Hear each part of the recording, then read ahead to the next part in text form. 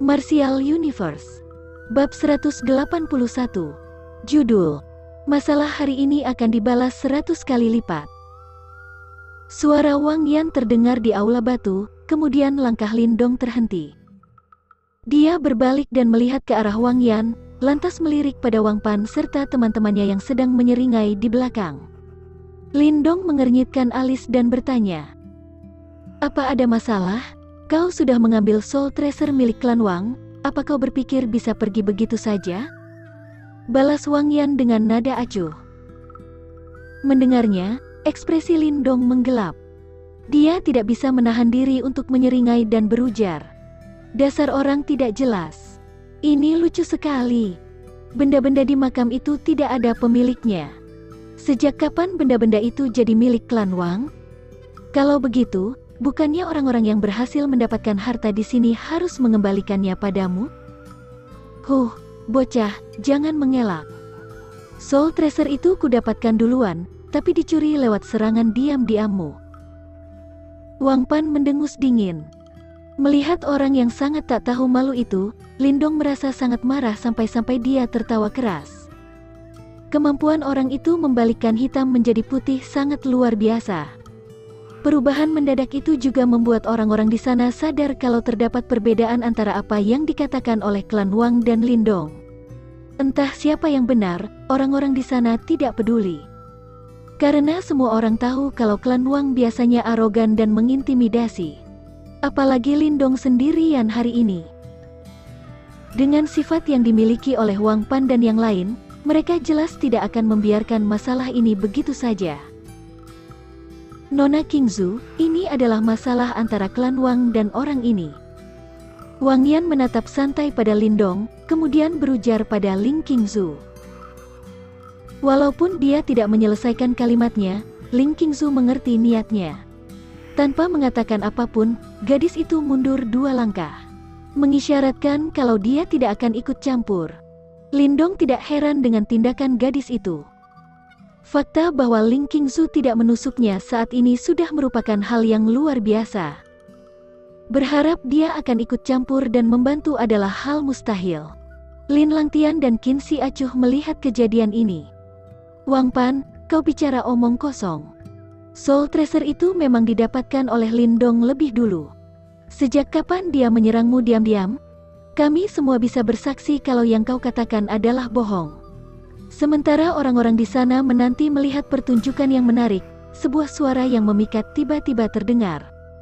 Kerumunan itu menengok dan melihat jika itu adalah suara Lin Ke-er. Ekspresi Wang Pan sedikit berubah, sementara alis Wang Yan mengernyit. Dia tidak menyangka kalau anggota klan Lin akan ikut campur. "Ke-er, berhenti bicara omong kosong, dan jangan ikut campur dalam masalah keluarga lain." Di satu sisi, Lin Langtian berujar dingin. Alisnya juga mengernyit ketika menyaksikan Lin Ke-er angkat bicara. "Kak Lin Langtian, Lindong juga termasuk anggota klan Lin. Kenapa kau mengatakan itu adalah urusan keluarga lain?" ujar Lin Ke-er buru-buru. Wang Yan memang suka bertindak seperti bos. Hari ini, masalah itu mungkin baru bisa selesai kalau Lin Langtian turun tangan. "Aku tidak pernah melihatnya di klan. Datang dari keluarga mana dia?" Lin Langtian terkejut. Alisnya mengernyit sambil menatap pada Lindong. Dia dari keluarga cabang." Lin Ke-er mengeratkan gigi. Dia tahu kalau di mata anggota klan, status keluarga cabang sangat rendah. Begitu rendah hingga kebanyakan tidak akan mengakui kalau anggota keluarga cabang juga merupakan bagian dari klan Lin. "Keluarga cabang?" Lin Langtian mengangkat kepalanya. Matanya memancarkan sorot acuh. Kalau Lindong adalah anggota klan, dia mungkin akan turun tangan meski enggan. Namun karena dia dari keluarga cabang yang statusnya rendah, dia tak perlu melakukannya. Tidak pantas memperburuk hubungan dengan klan Wang untuk seorang anggota keluarga cabang. "Kau tidak perlu mengurus masalah ini lagi." Mendengar nada acuh Lin Langtian, hati Lin Ke-er berubah dingin. Lindong berdiri di tempat. Tinjunya semakin mengerat. Dia bisa mendengar nada penghinaan di suara Lin Langtian. Walaupun nama keluarga mereka sama-sama Lin, jelas jika Lin Langtian tidak mengakuinya sebagai seseorang dari klan yang sama. Keacuhan dan penghinaan itu bagaikan pisau yang mengiris hati Lindong, membuat tatapannya berubah sedingin es. Aku tidak mengira kalau orang itu ternyata seseorang dari keluarga cabang klan Lin. Kalau begitu, aku tidak akan mempersulitnya. Kak Lin Langtian, masalah ini kau yang selesaikan. Wang Yan tertawa. Mendengarnya, Lin Langtian tertawa pelan. Tatapannya mengarah pada Lindong. Dia berpikir sejenak sebelum berujar. Karena kau punya sedikit hubungan dengan klan Lin, aku akan menjadi hakim kali ini. Bagaimana kalau kau mengembalikan Soul Treasure-nya dan minta maaf pada Wang Pan dan yang lain? Lalu masalah ini akan selesai. Mendengarnya, wajah cantik Lin Ke-er berubah. Menyerahkan Soul Treasure dan meminta maaf? Penilaian macam apa ini? Krak. Tinju Lindong yang mengerat menimbulkan suara tulang yang bergemeletup. Ekspresi Lindong terlihat datar. Tapi kemarahan di hatinya tak pernah membara sepanas ini.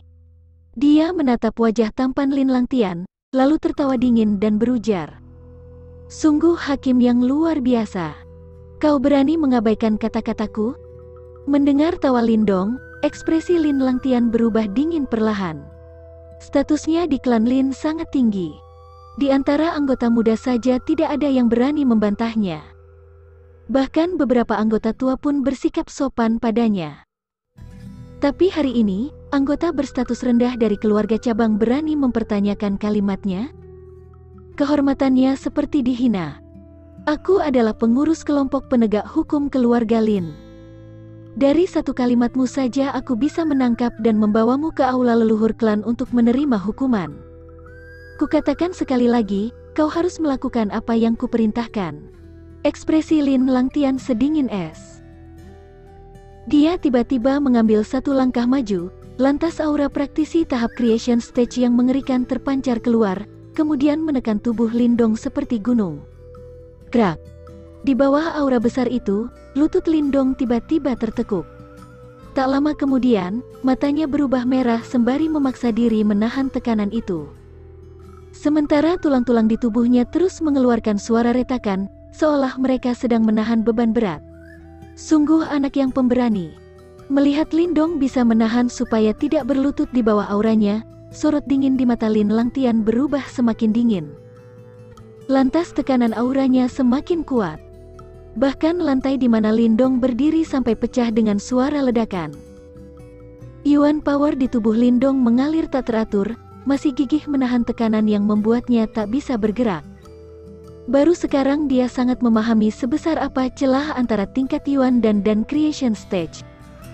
Tekanan di sekitarnya terus memaksa Lindong berlutut, sementara matanya tak berhenti berkedip. Dia mengukur kekuatannya dan kartu yang dia miliki. Tapi ketika dia selesai menghitung, hatinya sedikit menciut. Tahap Ki Creation Lin Langtian terlalu kuat. Kak Lin Langtian. Saat melihat wajah merah Lindong seolah darah nyaris keluar dari kulitnya, Lin Ke-er berteriak khawatir sekali lagi. Biar bagaimanapun, Lindong masih punya hubungan dengan klan Lin. Terlalu hina bagi Lindong jika diperlakukan seperti ini di depan semua orang.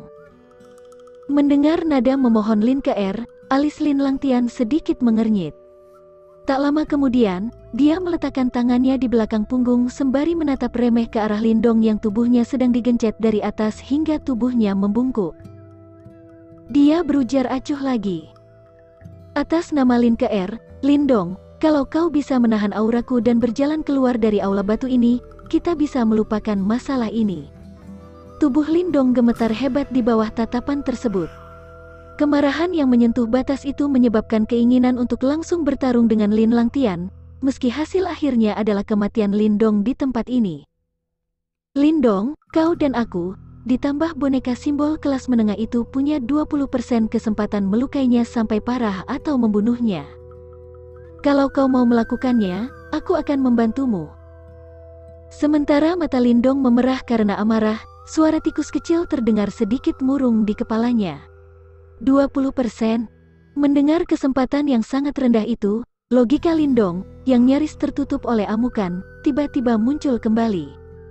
Mata merahnya menatap Lin Langtian, yang sedang menatapnya rendah, dengan sorot gigih. Tanpa bicara lagi, dia berbalik perlahan dengan sangat kesusahan. Lindong pun mulai menggerakkan kakinya yang seberat gunung, selangkah demi selangkah menuju pintu keluar aula batu. Dia tahu kalau dia tak punya kekuatan untuk mengubah situasi ini. Walau dia berhasil membunuh Lin Langtian karena keberuntungan, lalu apa? Berikutnya dia pasti memancing kemarahan klan Lin.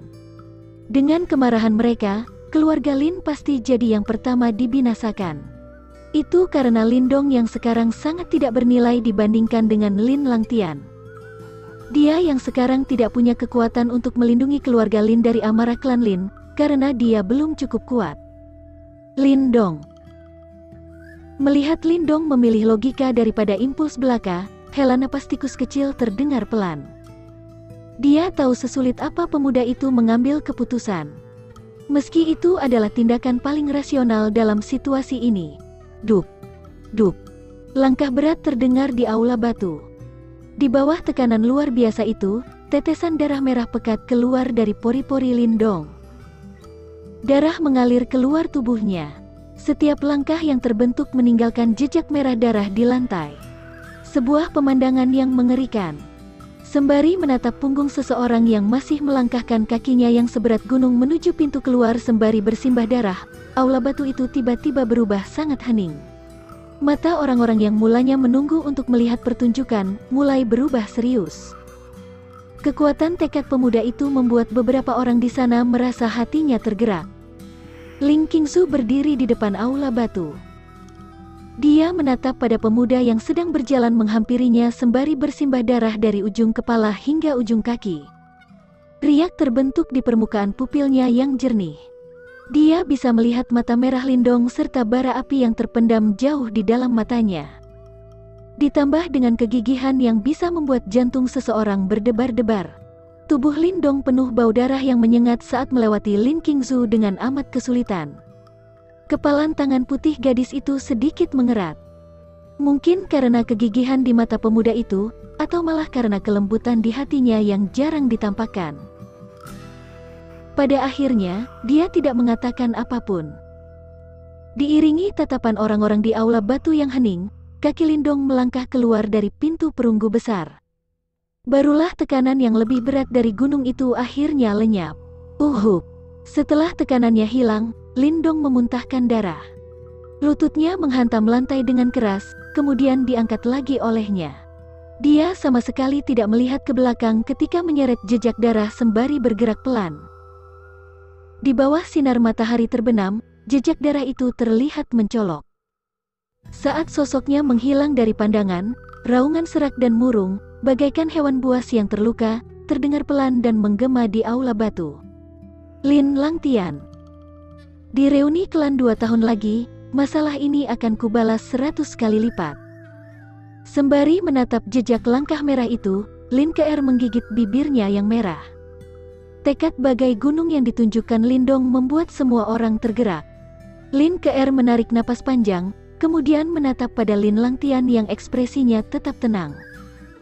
Tapi dalam hati, gadis itu tahu kalau orang yang bertanggung jawab itu, yang juga sedang berdiri di puncak klan Lin, sepertinya telah menciptakan satu musuh mengerikan untuk dirinya sendiri. Di reuni klan 2 tahun lagi, Lin Kr percaya kalau pemuda itu pasti akan muncul lagi. Pada saat itu, langit dan bumi akan saling jungkir balik karena Lindong.